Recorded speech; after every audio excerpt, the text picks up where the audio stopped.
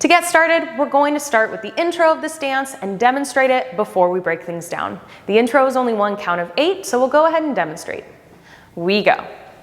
1, 2, 3, 4, 5, 6, 7, 8. Great. So kicking off this introduction, we're going to be starting on opposite sides of the dance floor. Leader, go ahead and start on the left side of the dance floor. Follower, you're going to start on the right-hand side. There's no specific step. You don't need to start on any particular foot. Just walk in naturally how you would walk towards each other.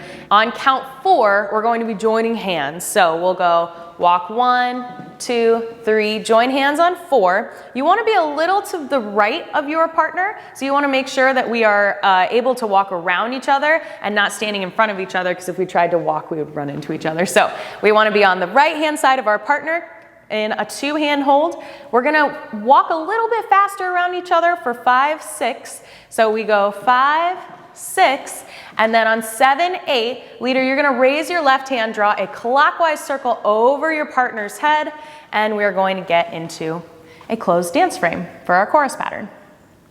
For my followers, when your leader is raising that left hand and drawing that circle, you can just take some little steps in place, and you really want to make sure that you keep one foot in place and you can kind of just pivot around that foot. You don't want to travel too much because you need to stay right in front of your partner. You only have 2 counts to get through this turn. So stay really close to your leader and try to stay right in front of them as well. Don't take really big steps. Once we finish our intro, we're getting started with the chorus pattern of this dance, so we'll go ahead and demonstrate the whole thing and then break it down.